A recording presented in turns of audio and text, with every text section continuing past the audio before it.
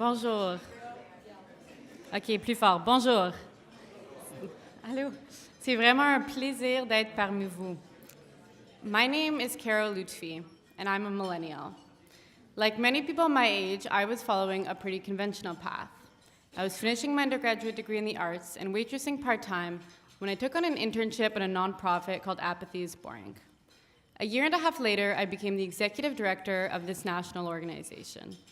That was somewhat less conventional for a 24-year-old woman, but made possible because I was given the platform as well as the tools to have my voice heard in a way it had never been heard before. I'm going to talk to you today about building a more inclusive and responsive democracy, which is in the DNA of Apathy Is Boring. We are an organization working to support our peers in being active and contributing citizens. So 2017 and Canada 150 shouldn't be so much about a celebration, but instead a turning point for our democracy. Let's start with a little bit of context. If we zoom out for a second and compare ourselves globally, especially right now, we're doing a pretty good job. We've been ranked the #2 best country in the world 2 times in a row, according to the latest World Report. This looks at countries based on our politics, the economy, and quality of life. But however well we may be ranked, we know that we face challenges in our communities. Whether it's increasingly visible Islamophobia, take the shooting at the mosque in Quebec City, for example, or missing and murdered Indigenous women, or the challenges we face with climate change, and I can keep going. As a society, we will continue to face challenges and inequalities will arise. So take a moment to think about this. In 150 years from now, not one person currently living on planet Earth will be here. It will be a world populated entirely by different people. Now think back 150 years ago. No one who's here today was around back then, but the decisions that they made, our policies, our systems of governance, continue to have an impact on us today, both the good and the bad, but their voices are still being heard.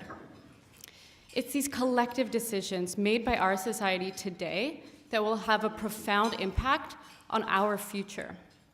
And democracy is the process by which all of these voices are heard and then transitioned into action. I like to think of it as my dinner table conversations growing up. These discussions and debates, sometimes heated, which included on one side my father, who immigrated to Canada during the Civil War in Lebanon, my Caucasian mother, who was born and raised in rural Japan, and me and my brothers, who learned about history from a French-Canadian Québécois perspective. Canada's millennials are the most multicultural generation in our country's history. Not only that, but we live in a more globalized and complex world today. Our democracy needs to keep up, and we should challenge the assumptions that democratic institutions built to hear us are actually also listening. Government is branded to bore us. And voter turnout stats show that that's working. This year, half of millennials said that they were not interested in politics. Only 1 in 4 have been actively engaged in a cause. But what's of even greater concern is that civic engagement behavior is formed when you're young. So for example, whether or not you will become a lifelong voter is determined based on how you act in those first 2 elections in which you're eligible to vote. And it's not that millennials are not aware or even passionate about social justice issues and challenges. It's a question of action, how we choose to have our voice heard, and who's on the other side listening. If we want to have structural, lasting change, we need to engage with the structures themselves. So this past September, I went back to Dawson College for the 10-year anniversary of the school shooting, which resulted in 1 death and 19 serious injuries. It was my first semester at Dawson, and I'll always remember that day and those events vividly. So I went back to be part of this anniversary. And while I was there, I heard the story of a former student who had been shot that day and has since spent the last years pushing gun reform laws in Quebec. She was persistent in having her voice heard and is part of the reason the Quebec government passed Bill 64 this past summer, a piece of legislation that requires all firearms in the province to have a serial number and be inscribed in a database. This is just one example of the power we can have when we include dialogue with government among our tools to create change. But we don't want a democracy that just hears from young people out of moments of despair and frustration. Imagine the country we could have if our democracy heard from all of us, all of the time. To quote fellow Montrealer, Charles Taylor, "Democracy is a collective effort with a noble goal of inclusion." So then how do we build a more inclusive and responsive democracy? First, government needs to listen. Canadian democracy is not built to hear from us in between elections. We should demand that our governments at all levels invest in communications. We need two-way channels that allow for feedback loops and conversations to evolve. A non-responsive government leads to disengagement. And as much as I love selfies, they just don't respond. Second, we need youth to speak up.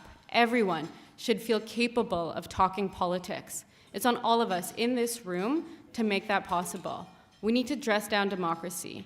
Take off the suits, put down the briefcases, bring it back down to the individual and that dinner table conversation. Recognize the influence of government and politics in everyday life situations and talk about it. Third, we need the process itself to be inclusive. Think about who's not in the room, who's not showing up and why. Our system was built to shut out certain voices, mainly our most vulnerable populations. Find an organization that works to address these challenges and advocate alongside them. If we use this opportunity to take back our power, then we'll build the foundation for this new way of thinking, that government works for us and not the other way around. A democracy that lives, breathes, and adapts to its citizens' needs and desires is the best legacy we can leave for all of those new people that will be here in 150 years from now. Thank you.